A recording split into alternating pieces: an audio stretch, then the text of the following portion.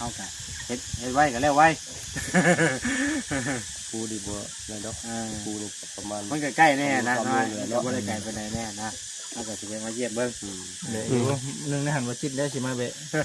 ว่าบ่จิตจะไปอัปเดตบ้านน้องสีทองเด้กำลังเฮ็ดบ่ตอนนี้บ่ได้เข้าไปตะโดนทั้งนั้นก็ได้เนาะแล้วซั่นแล้วบ่แหละพี่จะเติมบ่นี่น่ะมีแต่ตัวเติมภูเขาลินแน่นกดาวก็มาอยู่ได้เดี๋ยวโอ้แม่นบ่เป็นเราสั่งครอบครัวใหม่เด้โอ้การครอบครัวแหละสั่งครอบครัวแล้วบ่ได้เข้าไปเล่นตะโดนใช่ครอบครัวได้บ่ครอบครัวแล้วได้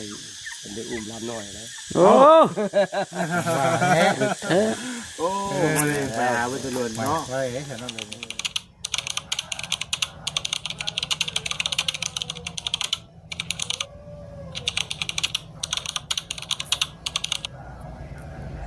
ชากันเรื่องก็กระเถิบก็เกยออกมานี่แหละพี่น้องเนาะ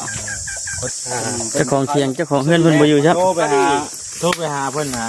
เพิ่นว่าเพิ่นไปขายมักซะลีที่เขาสิให้ทางสร้างมาเบิ่งหม่องเฮาสิต่อออกเด้อว่าซั่นนะเบิ่งโดดว่านะ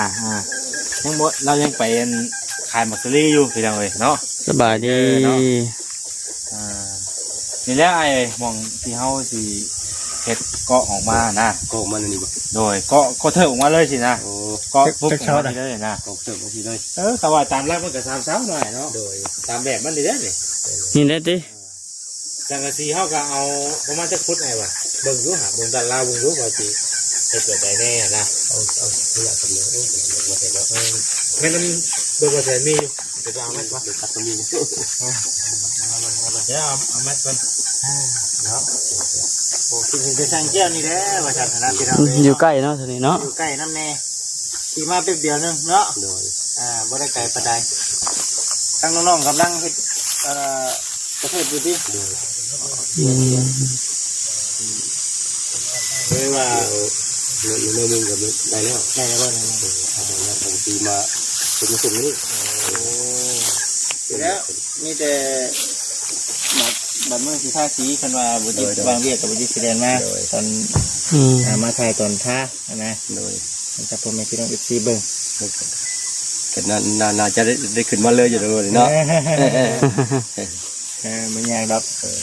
ขึ้นมาได้อยากเบิ้งได้อัปเดตเบิ้งอันนี้ได้เป็นจุดยางแน่ดูเป็นงานในงานอยู่เดียวกันได้ใช่บังดูต้นมะพร้าวนี่เฮ็ดจะได้ต้นมะพร้าวนี่ออกได้บ่เอาเลยบ่หรือว่าจงไว้ต้องได้ออกบ่แล้วว่าเจ้าของเราก็อยากจงไว้เขาจะเฮ็ดแต่ว่าที่แบบมันก็คือเขาขันไหลบ่ได้บางเนาะมันก็บ่เข้ากันเนาะต้องได้มุงไว้เลยเนาะต้องได้เอาเป็นเขาก็ต้องเอาเพราะอะไรก็ระหว่างตัวนี้เนี่ยเขาอยากเทิบไว้เลยสินะเทิบไว้เอาเพื่อนเล็กผมกำลังเย็ดเนาะว่าไปตามว่าไปยิ่งว่าอันนั้นตัวก็ออกมาก็วันบุกนี่อยากให้เกิดขึ้นโอ้ยเนาะได้จังมันก็3 เมตรพอดีเนาะเสือคอนเนาะเสือคอนมันอีกเด้เนาะมันบ่3 เมตรพอดี3 เมตร3 เมตร50บ่3 เมตรที่พอดีงามเนาะ3 เมตร50มันต้องได้สั่งกระชี้พิเศษเลยแม่นบ่เจ้าอย่างกระชี้บ่ได้บ่12 ฟุตได้บ่เพราะว่า12 ฟุตก็3 เมตร 60อยู่3 เมตรได้ซะ3 เมตร3 เพชรนี่นะจะได้อยู่3 เมตรได้บ่คนมันก็หา60เด้3 เมตรก็ได้3 เมตรได้3 เมตรดีงาม3 เมตรทวนเนาะก็กว้างเติบอยู่เนาะแม่นกว้างเติบอยู่จำปูเพิ่นเคยนะเอาอีกกระเทือบบ่สิเลยหรอวะแม่นยิงมาสิเลยแต่ว่าสาวเฮาน่ะจักเมตรสาวเฮาน่ะต่อกันเรามันบ่3 เมตรนี่เต็มกันเลยต้องมาพูดเป็นแบบนั้นเลือดตอกแทนกุ้งเลยวะเอามูกันได้บ่ป้าเด้เอาวันก่อนเนาะพอทีนี้เขาก็ใส่ไม้แนบเนาะนั่นแหละเนาะเอาไม้แนบใส่เนาะ3 เมตร3 เมตรเนาะ3 เมตรโอ้3 เมตร3 เมตร 30เพื่อเขาพังลงอีกเนาะ3 เมตร 30 เมตร 30 เซนเอาดินนี่จะมีบ่เอาดินแบบนี้นี่แล้วเอาดินจะไม่จะต้องสั่งกับเจ้าบ่ไม่ก็มีแล้วเสา เสาเรือนนี้ อยู่ห้องเรือนนี่ มีห้องเรียนอีกเด้ ห้องเรือนนี่ห้องเรือน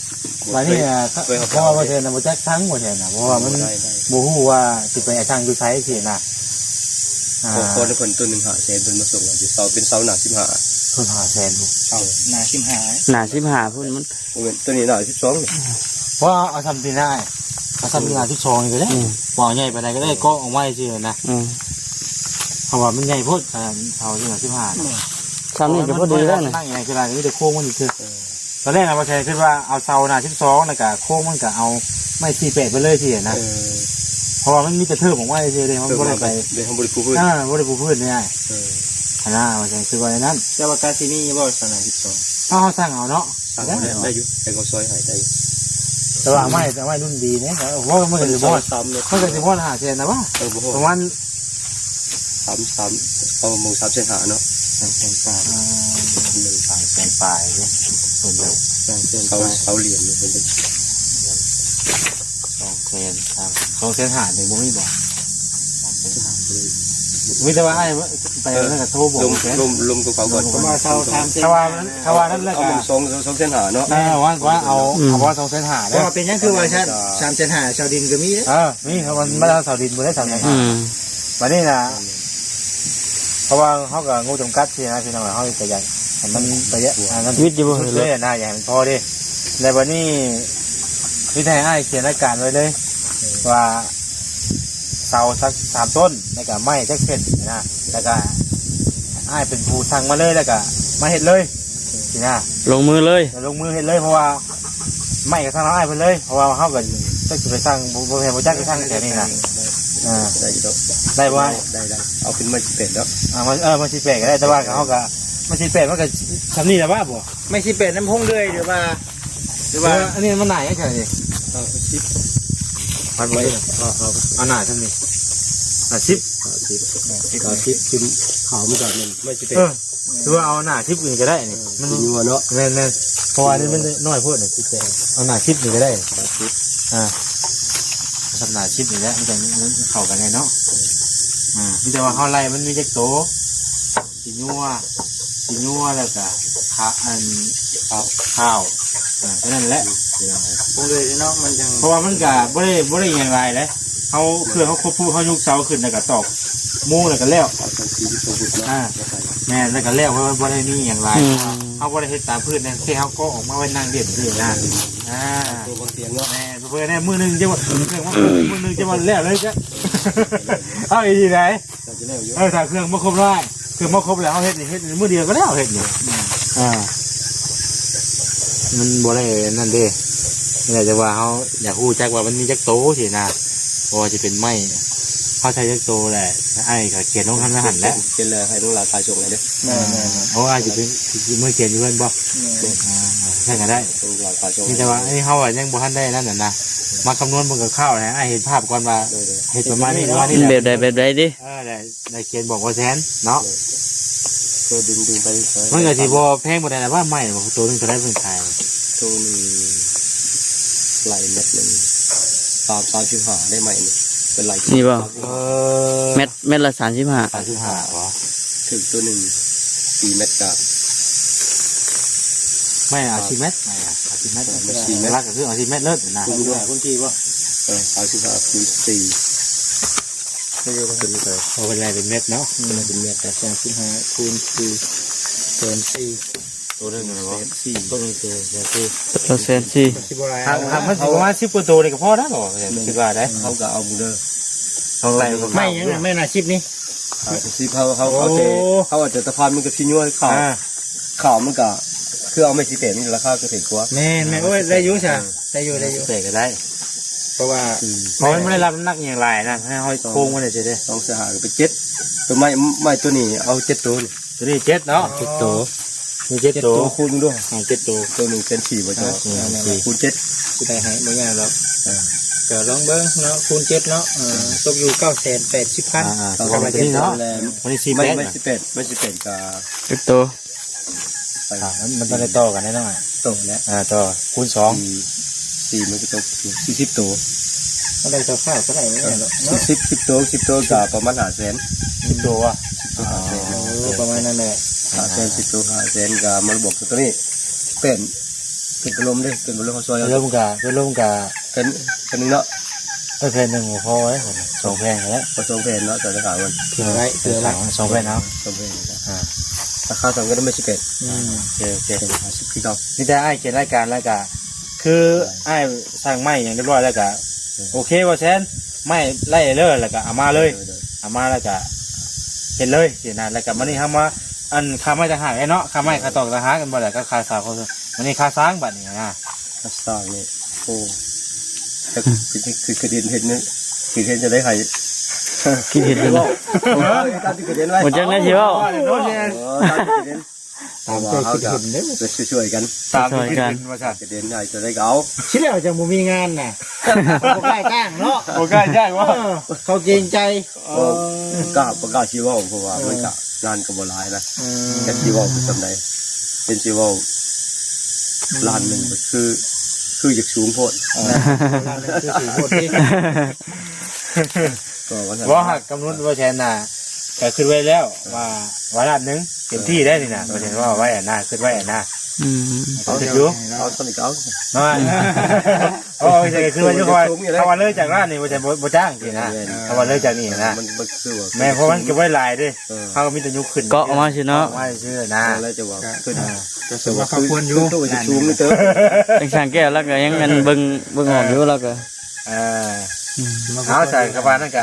ตามนี่น้อยเนาะ โดย กระบาไม่พ่อมือใดเลยกะ อาชีพเป็นหูนี่แหละจะไปเนาะ เออ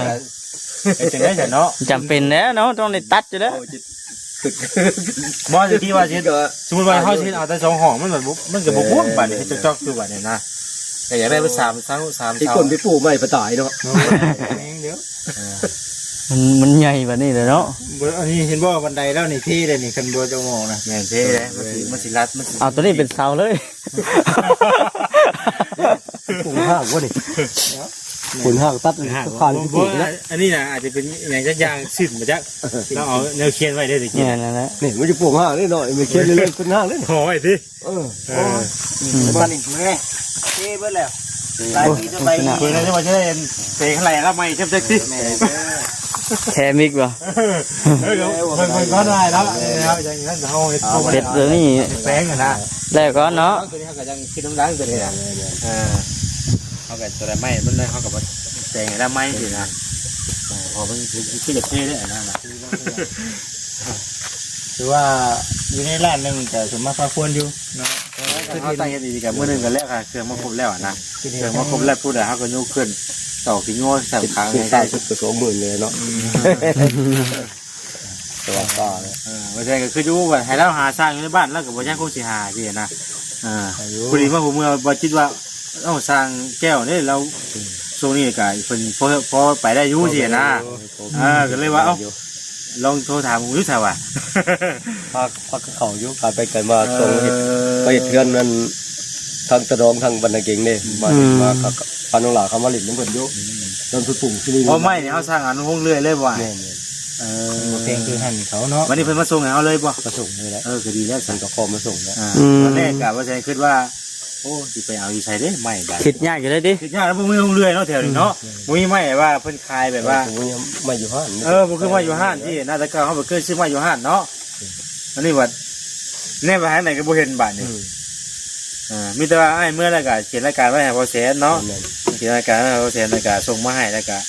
ถ้าว่านี่จะสั่งมันเลยให้สั่งพอเฮาก็ตีราคาออกมาก่อนเด้อถ้าไปว่ารวมๆแล้วก็ราคาบ่เท่านั้นเท่านี้แล้วก็ สั่งไปดิ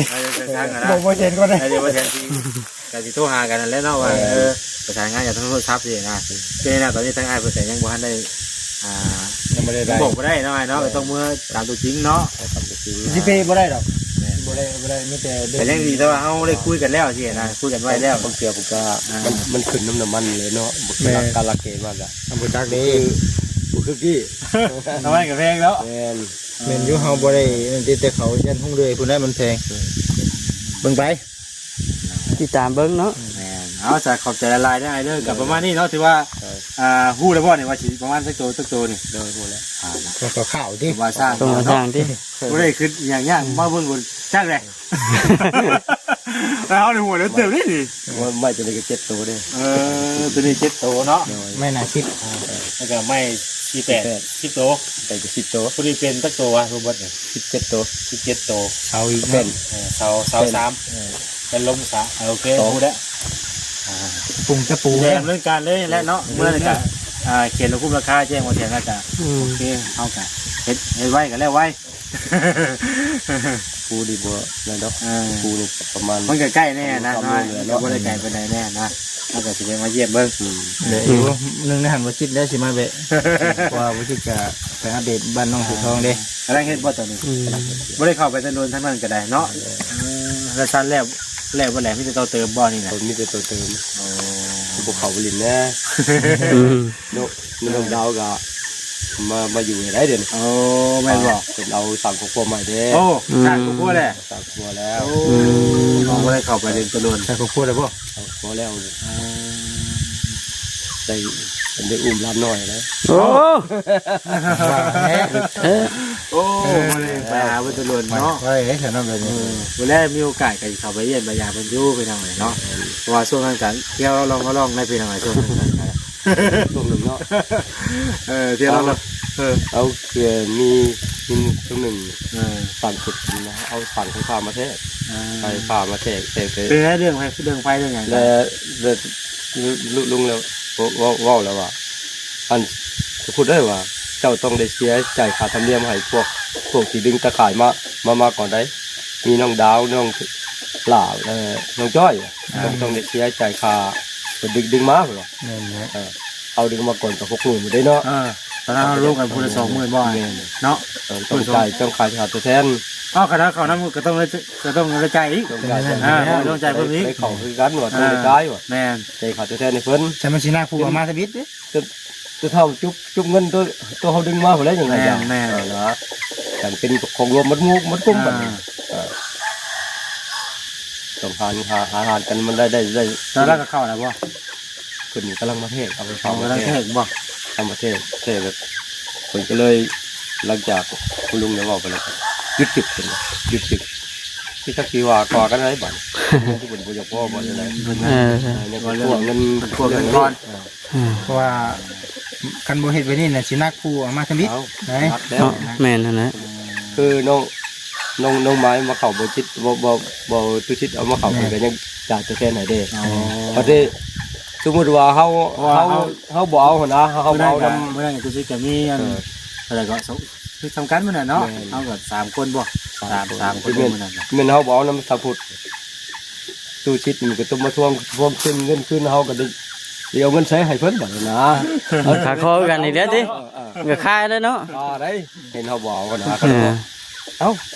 ปันน้ำข่อยปัดเอาปันน้ำผู้ใดคือบ่เอาเพิ่นว่านะ มันต้องผู้ใด เท่าเทียมกันเนาะ ได้กันไหมเนาะเอาเลยจังว่ากันแต่เนาะจะเอาอะไรก็ได้ ดีใจน้ำ แรกก็อยากห้อยก็อยากเกาะลงมาเขาได้ แม่น แต่เรานั่งเอาเตียงเลยนะ พี่น้องเนาะเอาคำก็คือสิจบคลิปก่อนจังไดจะติดตามเบิ่งนํกันพี่น้องเนาะว่าสิเป็นอะไรก็สิเข้ามาอัปเดตให้กับทางผู้หลักผู้ใหญ่แล้วก็ทาง FC พ่อแม่พี่น้อง FC ได้เบิ่งนํกันว่าสิก็ออกมาได้เป็นจังไดพี่น้องแล้วก็เจ้าของเพิ่นบ่ได้อยู่พี่น้องไปทับเฉลยไปอะไรก็อยู่ดีมีแฮงสบายดี